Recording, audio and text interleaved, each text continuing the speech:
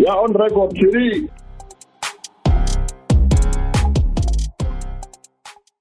I have been elected in the National Executive Committee of the ANC in my name and right. In the last conference of the ANC, where I was elected to serve my second term, I was not even in the same lineup with the TG.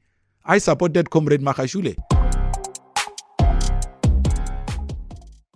Hello and welcome to Politricking with Tshidi Madia. My name is Tshidi Madia. This is episode 7 of season 2 of a politics podcast brought to you by Eyewitness News. Now, this is not an ANC podcast.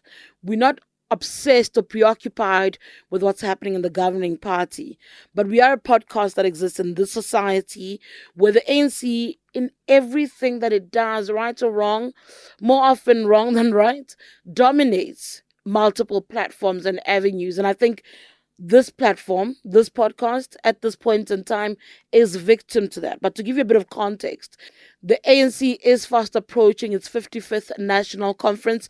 That's on the 16th of December, between the 16th and the 20th. That's where it will elect new leadership. So as that speeds up, you find yourself more and more involved in covering happenings in the ANC. And unfortunately, we are but resources, but human beings. And you can only commit so much of yourself to the stories that are unfolding. So it dominates with that in mind. What I'm finding really interesting or a little bit sad for me, I don't think we have enough women in the ANC wanting to take to platforms such as this to explain their politics and why they're interested in contesting. Because there are a lot of women whose hands are up. Enough women? I don't think so. But there are a lot of women still. And not all of those women are keen to take to platforms and avenues and have conversations. This podcast launched with Nomvula Mokonyane in July, if I remember well. And she was quite keen to take on pretty much anything I threw at her, including the allegations leveled against her in the state capture period that happened in this country. She took to that. She took to the states of the NEC, of the ANC. So I find it really problematic that you can't have enough women doing that. I have to then applaud people like Mamuloko Kubai. She's contesting for deputy president. I often hear her name in stories, which means that she is doing interviews. You've got Lindiwe Sisulu. I think some might argue that she's doing too many interviews and that she's saying too many things out of just a need to stay relevant as this conference looms. You also have Dr. Nkosazana Dlamini Zuma, who actually has shunned the media for most of her career, including in 2017. It was very difficult to get a sit down. I didn't even get a sit down. As I speak now, I almost got a sit down, and I think that's a big deal. Almost, but yes, almost doesn't count. But you also have young women like Nongaiba who've kind of taken to these platforms. But try find a Gwen Ramokgopa and see how difficult that is. Try find a Phoebe Potgieter and see how tough that is. Even the women who are not contesting. Where are the women in this movement to speak about the politics of the day, the state of the ANC, but most importantly, the state of South Africa as it stands today? My concern is whatever happens, right? Whatever happens in December, that's the collective the ANC is going to put forward to the country come 2024. And that's where my concerns lie, is 2024. What will be on offer across all these different political parties? And what will be the consequences of decisions made by a party that is seemingly out of touch with who and what we are as a people? I hope that makes sense. I don't care about the ANC, but I care about the impact of the ANC's actions on my country. I hope that makes sense. That's kind of where I sit. Over the weekend, the ANC held its last ordinary National Executive Committee meeting. I think Phala loomed large. We all knew it. And when we saw the leaked reports from the Integrity Commission, which, one, did not apportion blame to anybody, two, did find the scandal to have brought the party into disrepute, I almost wish that there was a little bit more. I almost felt when I was reading the draft report that the Integrity Commission of the ANC threw its hands in the air saying, "Ay, asazi, yeah." I guess it's the issue of implicating a certain president. But if the ANC is to renew itself, one imagines that if the president is wrong, then so be it, eh? if the chips fall that way, so be it, and let the country then deal with the issue as it stands. But anyway, he preempted Phala Ramaphosa at the NEC, putting the issue into his political overview, at least taking some advice from that leaked report that he must take the ANC into his confidence and explain what transpired at his Limpopo farm. Of course, this is after the criminal complaint was laid against the president for an alleged cover-up of the burglary that happened at his home. This cover-up has links of torture, of transgressions of multiple laws in order to cover up the theft of millions, they said, of undisclosed foreign currency. He has gone on to say, from what we hear, that it wasn't $4 million US, but around $850,000, if I remember. But anyway, so he's got this thing looming. He's got multiple institutions that are looking into this issue. So you preempt your enemies, you diffuse them at least, so the argument doesn't become the blood on the walls that we are all predicting. I always find that as journalists, the minute we think the ANC is going to do something specific, it does the other.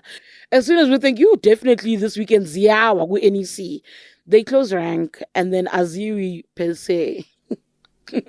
So frustrating. It's so irritating. But that is kind of how it plays itself out. So a lot of us media practitioners, media houses are preparing ourselves for that 55th National Conference. It is a big deal. It is a gathering of the governing party. They'll have at least 4,500 of their own members. And then you must take into consideration us and other delegates who will be arriving to either observe the conference or to cover it. So as that's unfolding, I think ANC National Spokesperson Pule Mabe is preparing himself, one, for the possibility of being elected as the Treasurer General of the ANC. He's vying for that post. But most importantly, the one most definite bit, he is preparing himself to hand over as spokesperson of the ANC. I think some will say, phew, finally, 5 years Lipule. Mudimu. And others will be a little bit sad. I always feel conflicted about Pule because I've had many fights with Pule Mabe. But on some level, I think I started to understand how Pule functioned and was a little bit more patient with Pule. But the fights that you've never heard of was spectacular because Pule wala pisa. I catch up with him on the podcast this week. We speak about his bid to become Treasurer General of the ANC and his time in office. You must never forget that Pule gave us plenty meme time, plenty laughter. And I think to some he did not take his job seriously enough. And to some I think the standing of the ANC lost a little bit of its shine, in part due to Pule. I have a slightly different view. As I said, I found a way to appreciate Pule Mabe. Here's the conversation.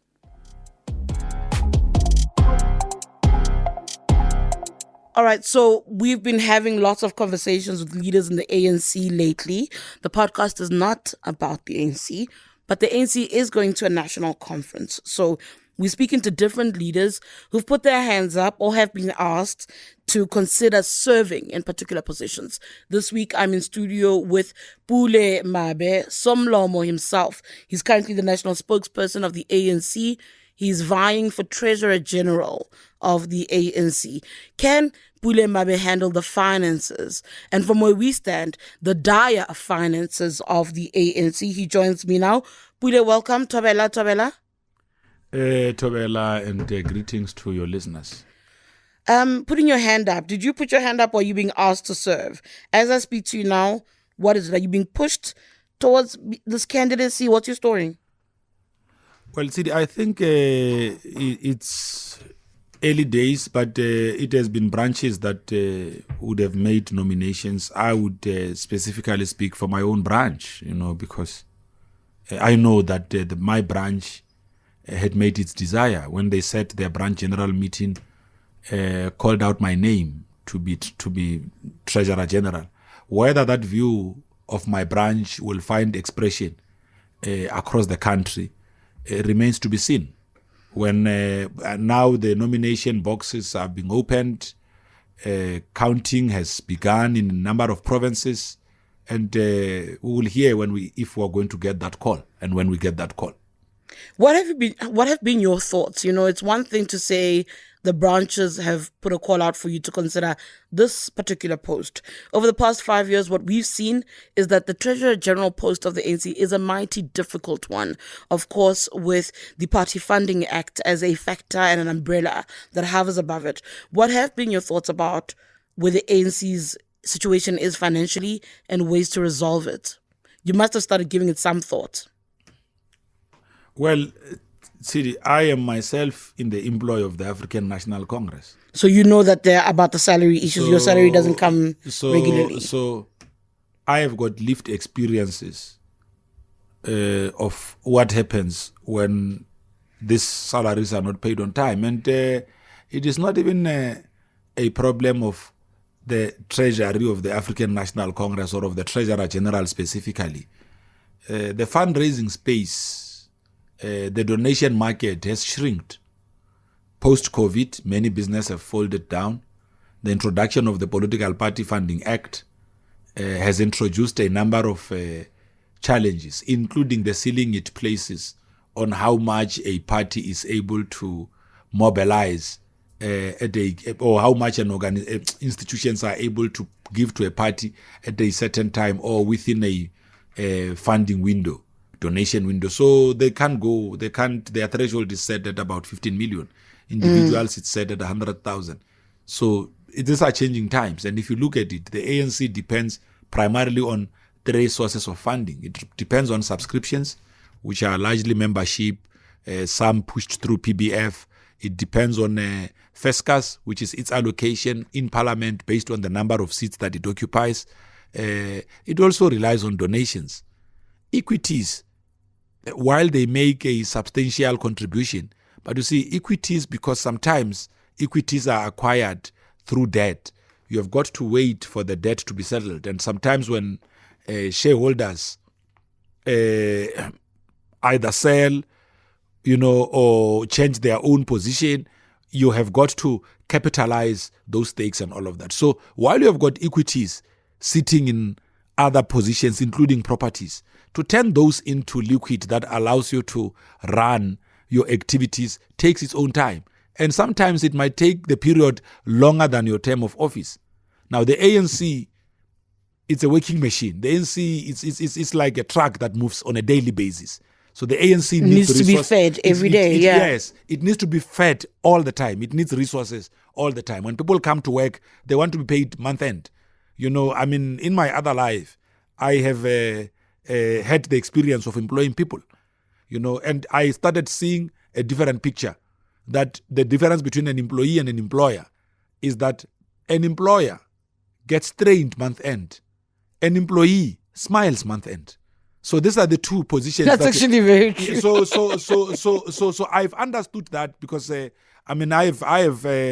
in my growing years as a young entrepreneur, I've employed many people sometimes for years, and I've seen what happens. And if there is one thing that has always trained me, was I struggle to go for the next month with the people that work for me not getting paid, and sometimes it stresses me, So I've shared this pain, and I understood. And I've seen our Treasurer General stress when it's month-end time, and the donors are not responding in the manner that you would have thought they do, given the bill that the ANC has to make do with month on month. But also the plight of our very workers, those that put their energy forward, those that have confidently said that we are not going to go and work for corporate South Africa. We will commit our time to do work in the African National Congress. These are men and women that we must always give a pat at the back, because without them, the wheels will not turn. Pule, you're diagnosing what we know is the problem. When you speak about the difficulty of trying to make sure people are paid, we are all aware of it. What I want to get insights from you are, what are the solutions? As you sit now and you think about what the way forward is and possibly becoming the Treasurer General of the ANC, what solutions does Pule Mabe propose to help get the ANC out of the quagmire, to make sure that your employees there are smiling at the end of the month as everybody else outside of the ANC is at the end of the month? Well, Tshidi, I will say, I've said this before, and I will say it now, that, look, it doesn't really matter whether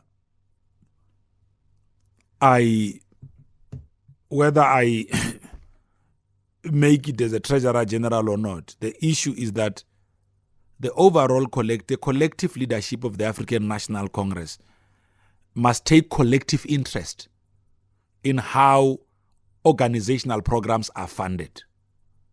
They must all own up to a consistent, concerted fundraising strategy.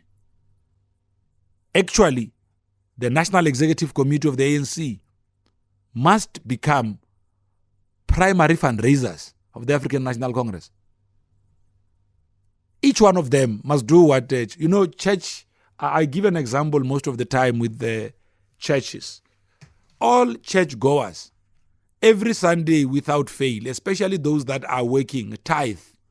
Whether they tithed with 1 rand or they tithe with 10 rand when it's month end, but they tithe every Sunday. You will not go to church every Sunday doing some work of sort and not tithe. We do it all the time.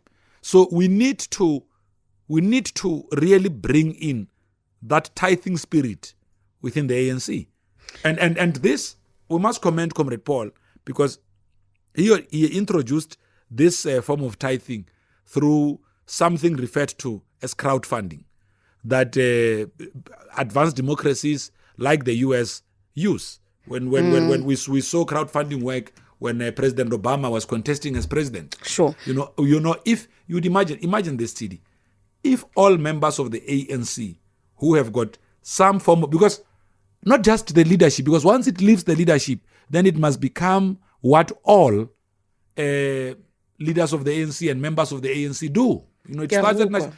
Imagine if every member of the ANC who has got some form of an income paid a month 50 rand or 100 rand, and these people constituted more than 200,000-300,000 members of the African National Congress. How much will the ANC make? Because the reality is that all of us in the ANC, in some form or another, those of us who have got access to income, every month, we spend more than 100 rand on social activities. You got lots of praises for Paul, almost saying that Paul has run a successful tenure as Treasurer General of the ANC. I'd make a different argument. The fact that this conversation is here now, it brings into question how successful he was in the top 6. Is it an alliance to Paul because of your own ambitions to be a top 6 member? Is it really genuinely that you think that he's done a good enough job? Because again, as I said, I would disagree, because I'd make a point that, great, you crowdfunded, but you didn't go beyond. Was Paul pushing for the NEC to contribute more? Was Paul pushing for NEC members to be fundraisers, as you suggest, as the best way forward? Well, I don't even think that it's praises for the Treasurer General of the ANC. Who is really the person who's topping the list as far as Deputy President? Well, so there are no political considerations behind your answers? No. Because you see, maybe Tshidi, what you should look at is, I've worked closely with him as national spokesperson. I've listened to, I take time to listen to what the previous spokespersons who came before me and whose experience and guidance I really appreciated, from the late Comrade Jackson, Lindiwe Zulu, Comrade Zizi. I always appreciated their experience. But I don't think that any of them have had the challenge we had in this tenure to handle more money issues. I mean, I spoke more about money than any other issue. I spoke more about ANC staffers not being paid. And what did that do? It increased my closeness to the Treasurer General of the ANC. I had to now start understanding the challenges that he has to deal with. At first when I did not understand, I made it a problem of the Treasury. But when I started speaking to the TG to understand the challenges they faced just from raising funds, I began appreciating the reality. I went even back to my own DIP team, to a point that where I would have some extra cash nyana, I would even share it with my team, because I now started understanding the challenge we faced. Sure. So it is not self-praise of convenience and all of that. I mean, so it's not political expediency play. No, because I have been elected in the National Executive Committee of the ANC in my name and right. In the last conference of the ANC, where I was elected to serve my second term, I was not even in the same lineup with the TG.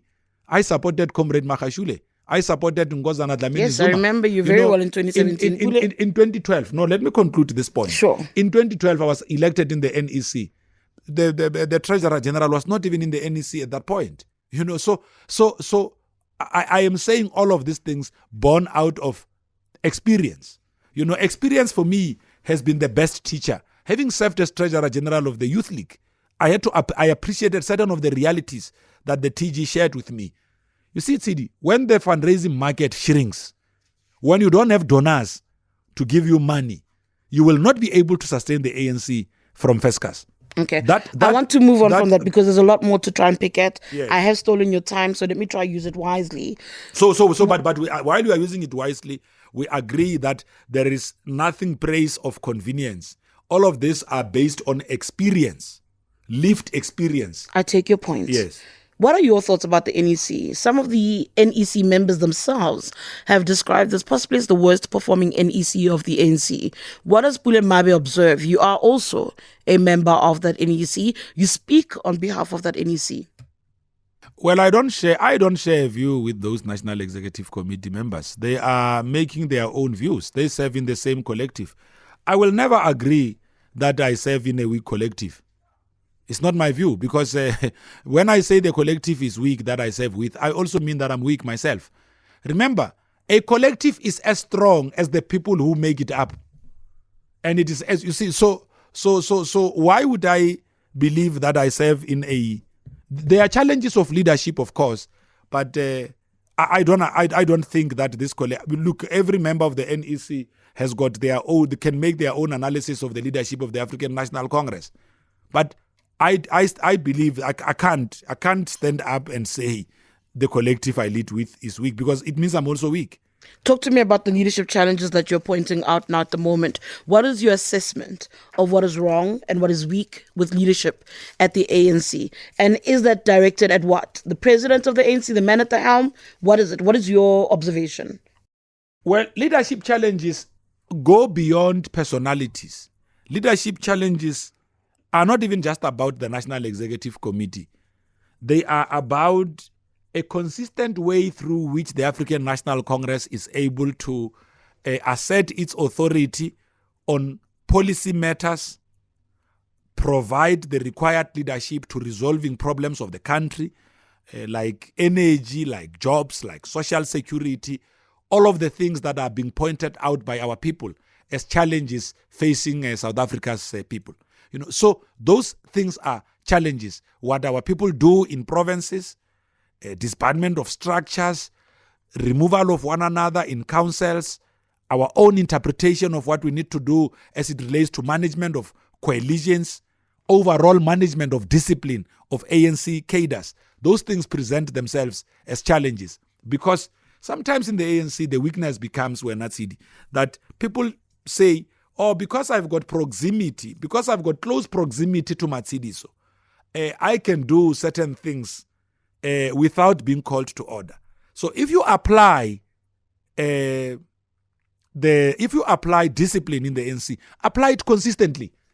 If you have fired councillors in the African National Congress because they went against party positions, you must do so consistently. If you have fired an ANC member because they went and pronounced a position that does not reflect the position of the party, act on them in the same way. So now, what I find to be strenuous, you see, the ANC must never have the chosen ones. In the ANC, we must not have the best ones, but also another, the anointed ones. Yes, another real problem that we must talk about even as we approach this conference is money.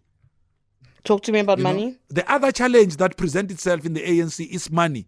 That those who have got access to capital, resources, and these are mostly those that have been deployed in positions of responsibility in the state and all of that, think that they can use resources to capitalize their own perspective in the organization, which is sometimes an antithesis to what the organization stands for. So that is, hold on. So you are saying that continues. ANC has always had a problem with money.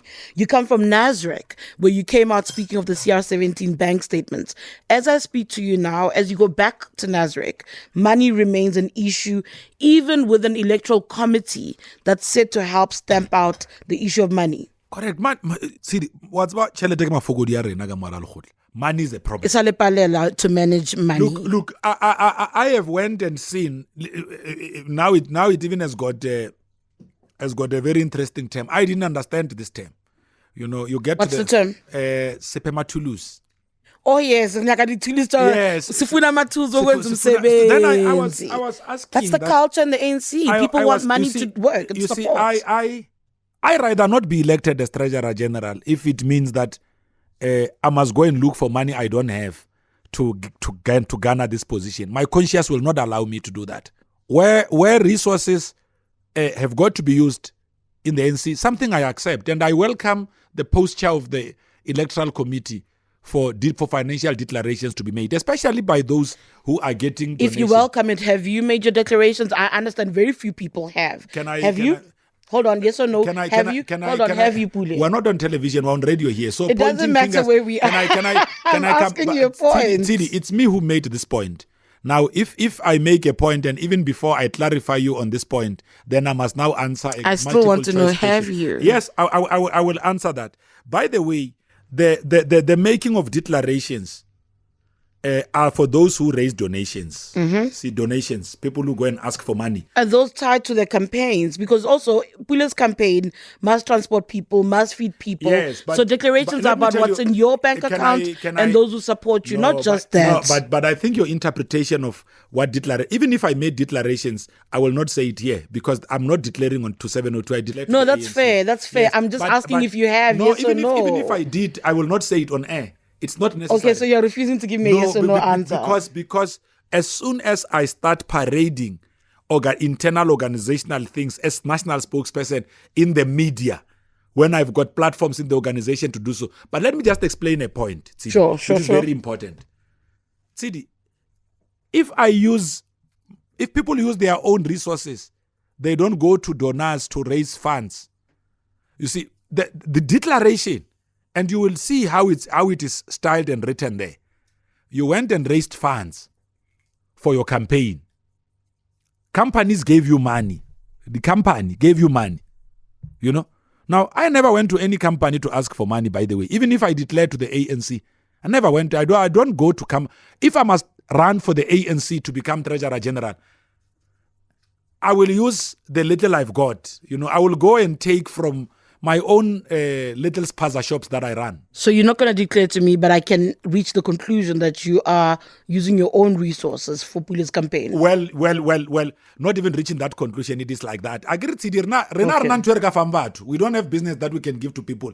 Okay. So we can't go to anyone. I don't think that we are attractive to capital. You're not attracted to capital. No, I'm not attractive. I'm going to leave it there. I dispute that unalibunyani fella. That's not what I hear on the streets. I hear that you are okay. You are more than okay. So that helps to further your campaign. It's not I'm willing to accept that. No, but you see, Tshidi, ka re mo radio libile a sanya ka mahim. Re khona we polela ke Jan van Riebeeck wa tlhokofetseng ka 1652 we can talk for ourselves. So people must not give us what we don't have. Okay. You know, so people are apportioning wealth to you. It's an imagination. Maybe that's why you're not super rich. Maybe that's why Jalapel is so called.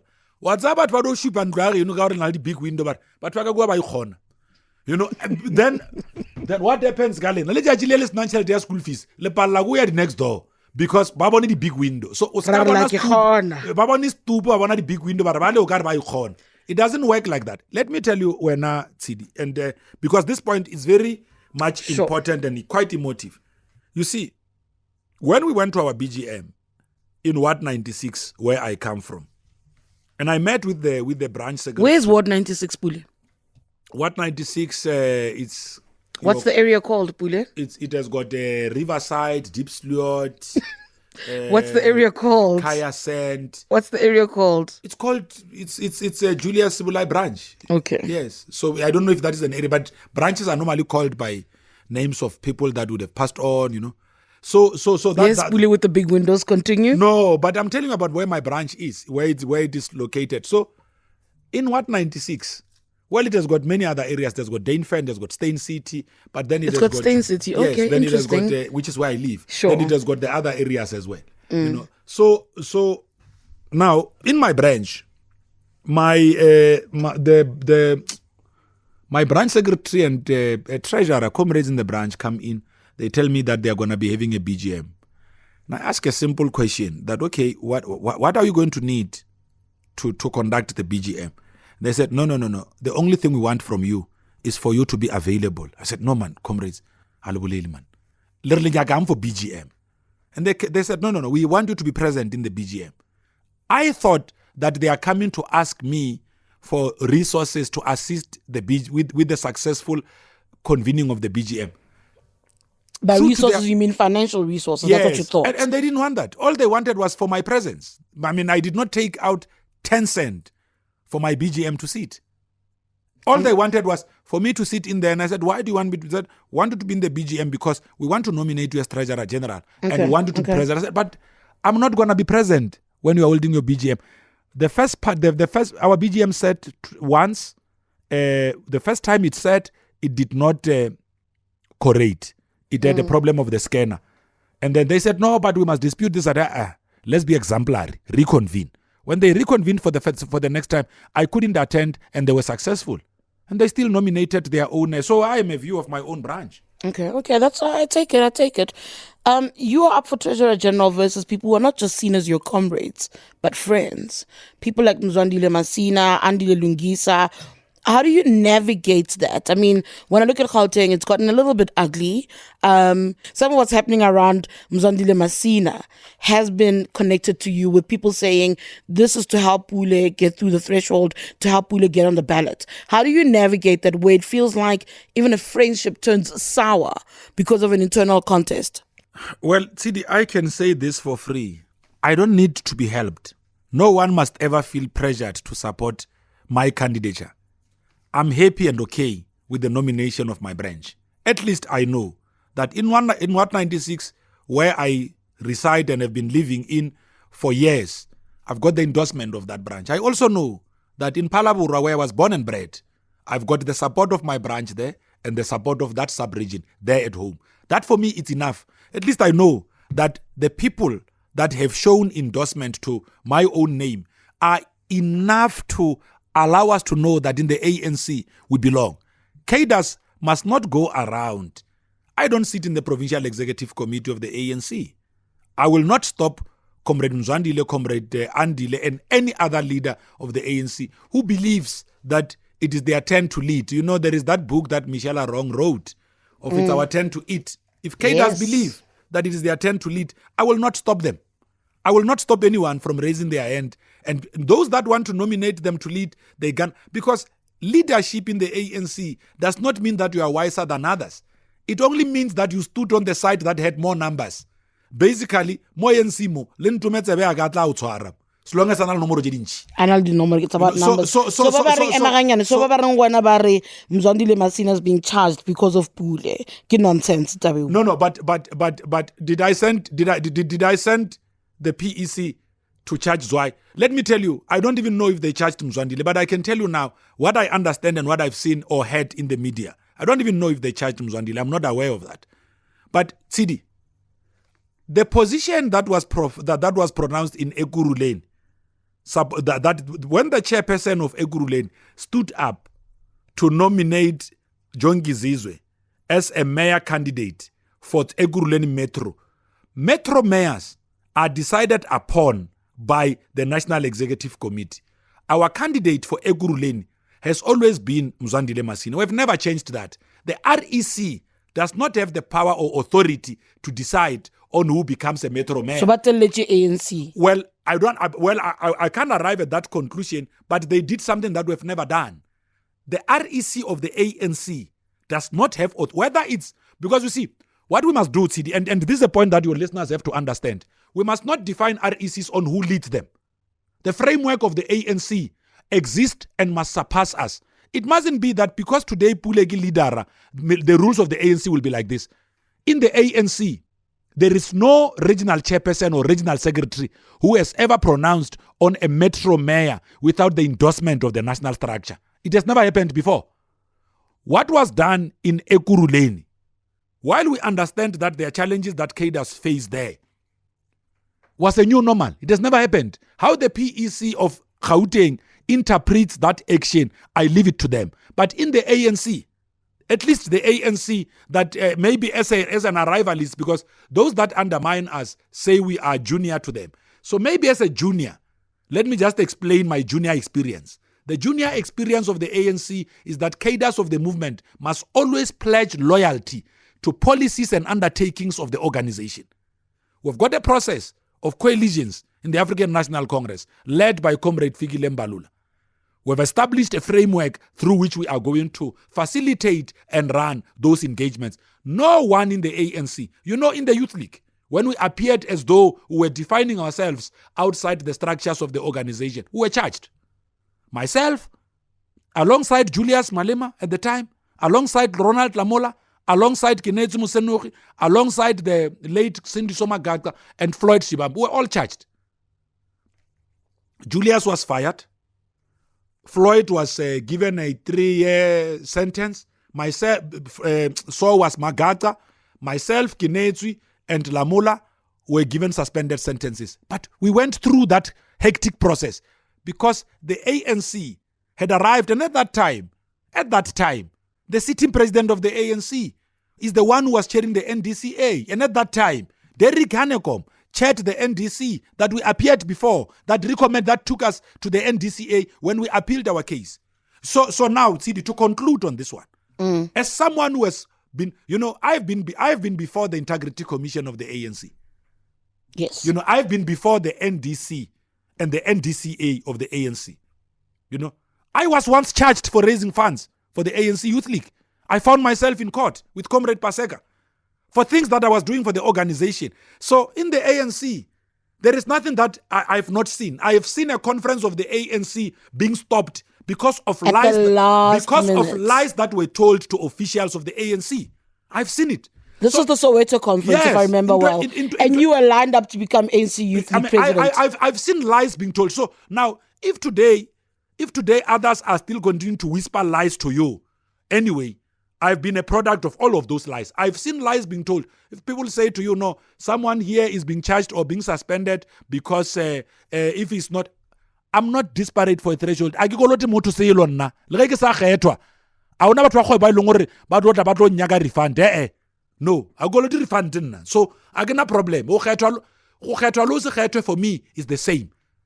If I'm not elected, no problem. Kleki and my kids are waiting for me at home. If I'm elected, shame, but don't mess again because I'm going to spend a lot of time on the streets. Actually, the other might even be better for the kids.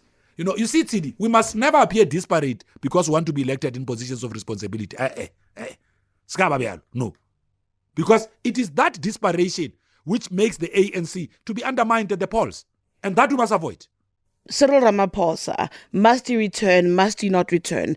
Is Phala Phala that much of a concern for the ANC to sink one of its presidents? What are your thoughts there? Tshidi, Pule? I'm a member of the ANC and I only have one vote in the ANC. One. You're one, fella, you're one. But you're a member with thoughts on how the ANC is performing and on the ANC president. I'm asking you to tell me about that. I vote only once. Vote only once. Okay, let me put it this way. You didn't support Ramaphosa in 2017. Where do you stand with Ramaphosa now in 2022? Well, the branch I come from, What 96, nominated him. The branch that I come from, What 96, nominated him as president of the ANC. Pule, you served a difficult term of office as spokesperson. You were visiting Prime Media today because you were saying you haven't even had a chance to meet most of us in the media because you also functioned during a time where there was a pandemic. Just your thoughts. I mean, you are a difficult spokesperson. Even you start screaming. I mean, even now on Rasolije, I can tell you why you're screaming at me. But just your thoughts on your term of office. I mean, yes, it's Pule Walapisha, hey? And I say that with all the patience. You not got time for you, Marawalapisa. Oh, goodness. Just your thoughts. Marazidi, why do you characterize me like that? Really? Because honestly, Walapisa. Really? No. The most exhausting spokesperson we've dealt with. Well, I've realized that people struggle with my voice. At work, yes. When we're starting to work. So I worked a lot with Refilwe on social media. So, and one day I don't know what was the issue that we're dealing with, and I was really screaming, going up. So she says to me, Somlo, when people scream at me, they also know it at home. I get headache. So I didn't understand this. I said, no, man, but I'm not screaming. It's my voice. Amos repeated the same to me that, no, Maramgoni. So, but because myself and Amos share almost, share cultural ties. Or because so like we so we share cultural ties. So I'm Pedi, and I also think that your voice was screamer. So Amos, even when I'm late here, he will not say, "Hey Pule, you are late for the meeting with 7:02." He will say, "Mugoni, what's like about Guisha Mavajwama?" So he tries and put it in a very calm way. So I don't make a meal of it. But you see, I think that and it's my voice. It's how I speak. But how has the term of office been for you as spokesperson? I'm coming to that. I'm trying to help even your followers on social media and all of that to understand you better. Because I think that they've been struggling to understand me. I don't shout. It's my voice. That's how my voice come out. So if you were not used to me, you will think that I'm quite arrogant. And yet I'm not. People who served with me in the youth league and lived with me for years came to understand me. My wife was struggling with me for many, many years. When we're still jollying, So okay.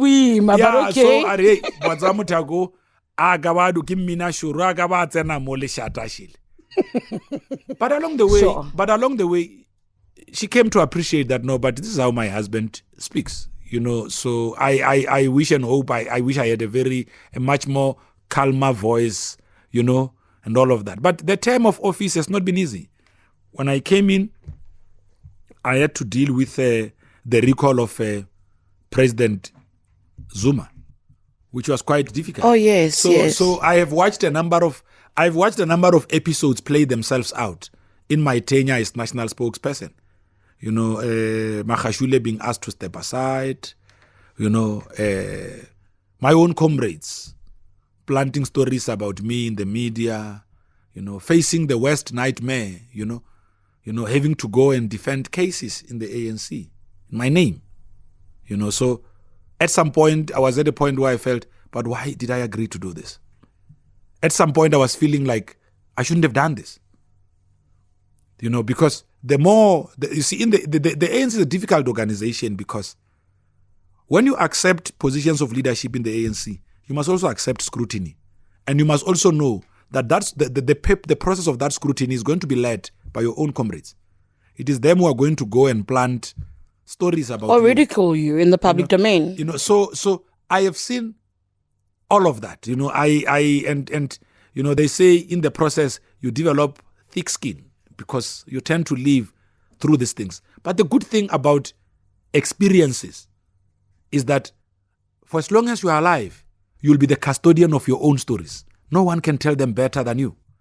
So that's what I think these experiences have done to me. I look back and say, not even money would have bought the experience I gained over the past 5 years.